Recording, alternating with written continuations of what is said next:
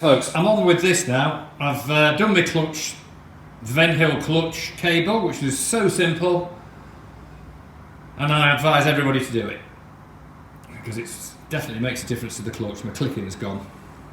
So, YSS kit, familiar to many, I'm sure. However, I would value having a look inside the box before I'd bought it.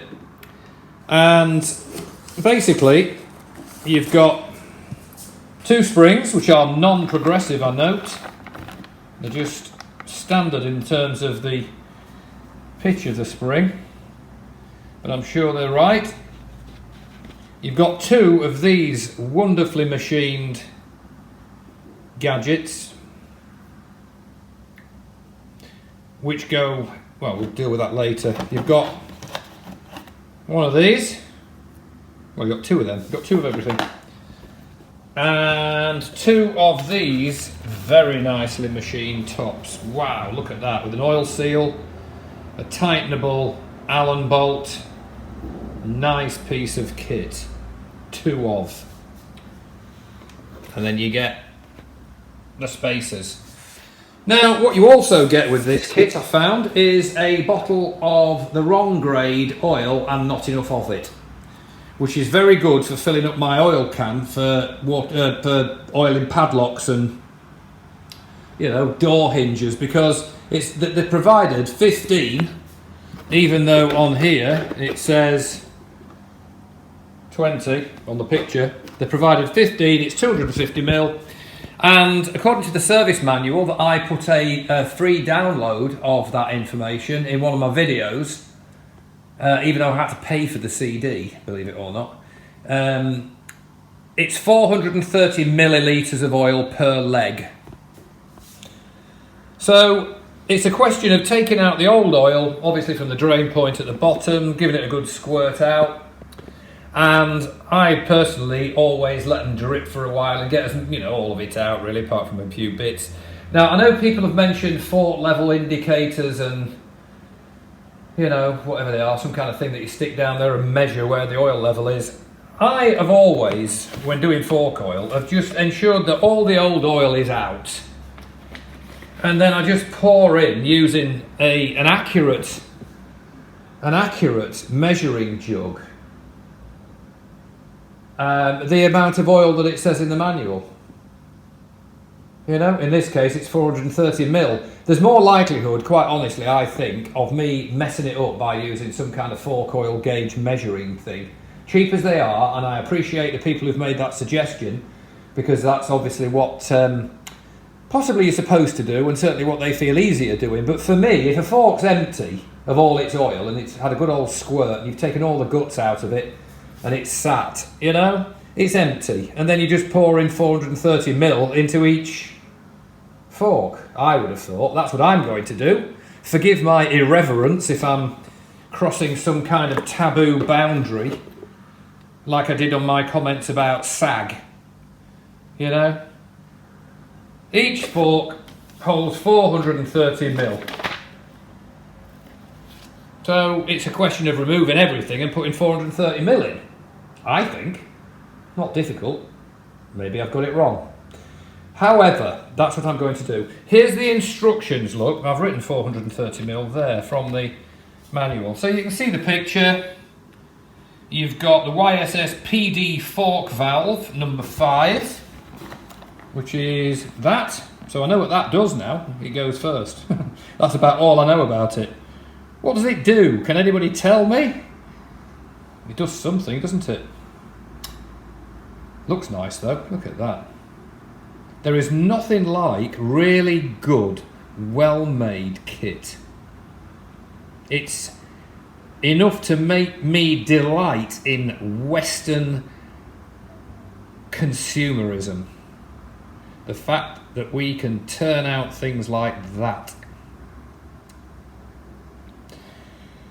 So there it is. If somebody wants to enlighten me as to what that actually does in the scheme of this, I'd be very interested. So that gets plonked in first, followed by the non-progressive spring, followed by the washer, followed by one of these delightful looking spacers. Pretty thick actually. Yeah, they are thick. And then it's a case of putting the tops in. Now, I know from many decades of experience that fork tops have very, very fine threads on them.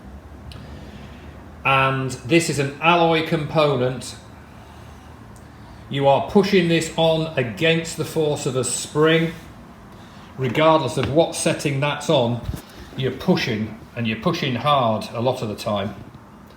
And for what it's worth, I think it's easy to cross-thread these right from the start.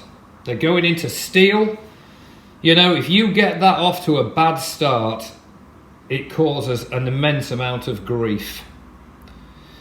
So with these, I always do one fork at a time, obviously, with the handlebars off, push down with a cloth or something over this painful looking thing. The ones I've done in the past are flat, mainly on the old Yamaha XS1100s, of which I am a devotee. So you'd put something over that and you'd push it, and you've got to be damn sure that that has engaged the threads correctly. Because if it doesn't and you get a wrench on that, you will trash the threads. 100% guaranteed. So all I do is something on it, push it in, and just proceed with caution and make sure that there's not too much resistance. And once you know you're okay, then turn it. I don't get any tools on them at all. And if I do use a tool on this one, I think I'm going to protect the jaws, protect this from the jaws somehow, because it's too nice to have tool marks on. And of course it's going to meet resistance when it gets to that O-ring to screw the final bit in. So I want to protect that. I might use an adjustable spanner, oh great sin, with a cloth or something around it. I don't want to scratch them if I can avoid it. And that's it.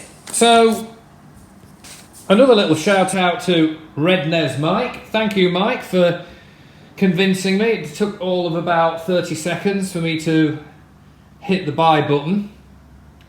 And I'm hoping that anybody watching this video will extend their positive thoughts towards Rednez.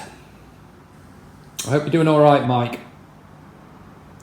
So there we have it. That's the first stage. I will then post. I've ordered the oil, 1 litre of Motul 10W, as per the manual.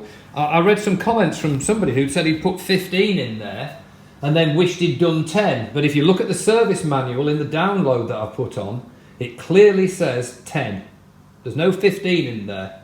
So however 15 ended up in your forks, I don't know. You hadn't done my download of the Bible as far as this bike's concerned. Well worth having while it's still there. I don't know how long it'll be there before it gets pulled. So worth having. You can download it onto your iPad, phone, PC, whatever, and once you've got it, you've got it. And I think it'll be invaluable, and it is a proper Royal Enfield service manual. So there we go. That's the stage I'm at. I'm waiting for the oil. It should be here apparently in 3-day delivery. So I'll post an update once I've done it, and hopefully do it without incident and without cross-threading these, and without finding that I drop some component on my fuel tank. Needless to say, it's going to be covered in a quilt, actually. I've learned from experience on that one the hard way. Handlebars drop. So I'll do a video, and it'll be 2 or 3 days before I get the oil and crack on. Yeah, I know it's all been done before, but there you go. It's the first time I'm doing it, and I'm really having fun. I don't know what to do with these stickers, though. I don't want to stick them on the bike, thank you. Right. I don't know. Don't know what to do with those. Maybe it's a dustbin job, but they are rather nice. So there we have it, and I will post soon. In the meantime, take care, everybody. Ride safe, as we all must, as much as we can. And I will update as soon as I can. Bye for now.